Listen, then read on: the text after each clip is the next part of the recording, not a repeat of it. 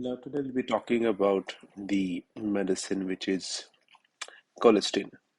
Now, we must know that colistin is a very high-end antibiotic. High-end because it is not used very routinely. It is only and only used in terminal cases where almost all the antibiotics are exhausted. Now, we must know that this is a polypeptide antibiotics. This is cationic, means this is highly positively charged antibiotic. This is very powerful bactericidal, so it will kill the bacteria very, very rapidly.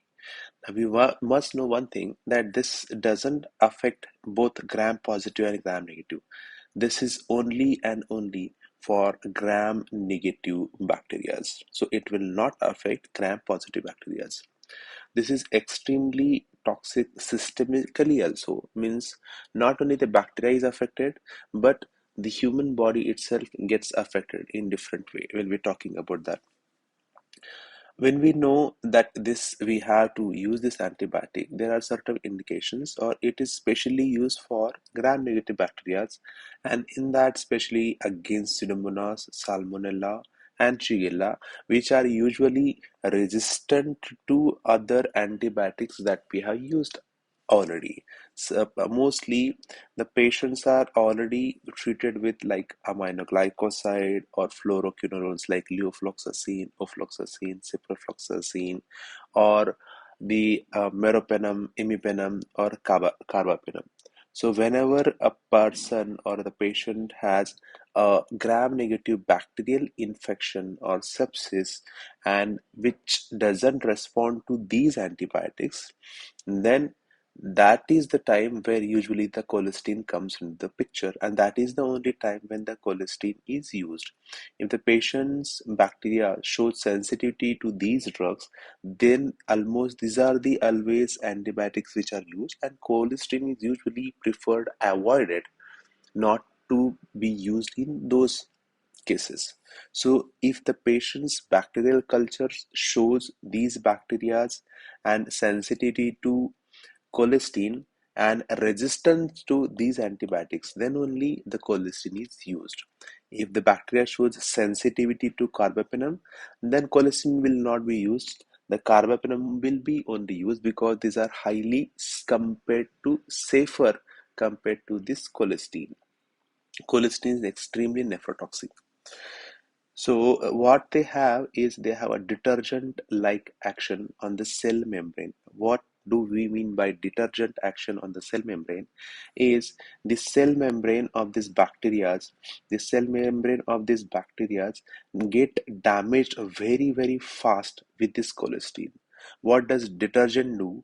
Detergent will very fastly remove the stains or the whichever particles are there. They'll reduce the surface area. They'll reduce the surface area of that dirt particle on the cloths, and they'll very rapidly wash it off. The same way colistin does. Colistin will very rapidly damage the cell membrane of this gram negative. What they actually do, we must know that the cell membrane of this gram negative bacteria is made up of lipid A and the magnesium and calcium ions. Now we know that lipid A is negatively charged, and magnesium, calcium, and their cations, they are positively charged. And colistin itself is a cationic charge, means positively charged molecule. So it will simply replace this. It will competitively uh, be present here, and it will actually change this triangle. This will change this structure of the cell wall of the gram negative, so that the cell wall becomes deficient.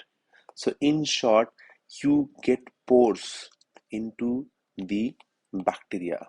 So because of the abnormality of the cell structure, including lipid A, calcium, and magnesium, the cell wall becomes very deficient, and pores are created. Channels are created. And once this channel is created, there is leaking of inside content of the cell wall, and this cell wall become very much weak, and they get damaged very, very easily. Second thing, as the pores are created, the other bacteria, the other antibiotics which the patient is getting, like suppose he's getting neofloxacin or meropenem or imipenem, they can get entry into the cell very, very easily in this gram-negative cell, and they also add on to the effect because this meropenem and other antibiotics are slightly more in size, large in size, so they can gain entry into the gram-negative bacteria very easily. So that is how they have a very good detergent like action, and they damage the cell wall membrane so that the rapid bactericidal activity can be achieved. They have high affinity for phospholipid. Phospholipid is same that lipid A, which is negatively charged, which I told about, because this phospholipid is an integral part of this gram negative bacteria. It destroys the cell wall, as I told, and causes the leaking of bacterial wall and death. It also increases the entry of other antibiotics into the gram-negative bacteria. We must also understand this is always a last defense against multi-drug resistant gram-negative bacteria, especially Pseudomonas, Salmonella, Shigella, and one more important bacteria, that is Acinetobacter. Acinetobacter is such an infection which will only and only will be sensitive to either colistin or polymyxin. And Acinetobacter is very commonly present in catheter-associated infections, respiratory infections, ventilator-associated infections, hospital-acquired infections. Those patients who are admitted in the hospital for 10 days, 12 days, 13 days, 15 days, those patients, once they get Acinetobacter, it is almost always sensitive only and only to colistin and polymyxin. So Acinetobacter can be usually killed only by colistin and polymyxin. So that bug can only be killed by colistin. So that is the usually last hope is colistin for Acinetobacter. It also has antitoxin activity. That is how it works against gram-negative bacteria. We know this is extremely toxic for kidney, so it can very commonly increase the creatinine, urea, and it can cause acute renal failure always. So any patient who is critical, if the weight is more than 50 kilograms, we usually give loading dose of 9 million units. If the weight is less than 50, we give 6 million unit loading dose. If the patient is critically ill and if the patient's weight is around 50, less than 50 kg also, we can still give 9 million units. And the dosage of this colistin is modified according to the creatinine clearance of the patient. If the creatinine clearance is more than 4.5 million unit, more than 50 kg, we give 4.5 million unit every 12 hourly. If the creatinine clearance is between 30 to 50, we give 3 million unit. If creatinine clearance or GFR is 10 to 30 ml per minute, then we give 2.5 million unit per 12 hour.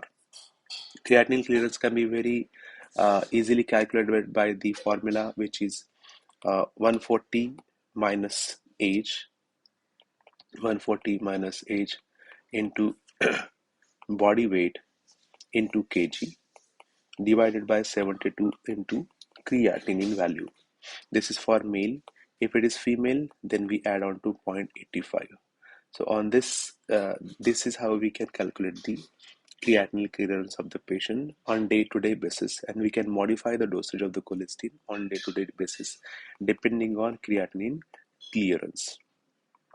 We must know it is extremely nephrotoxic.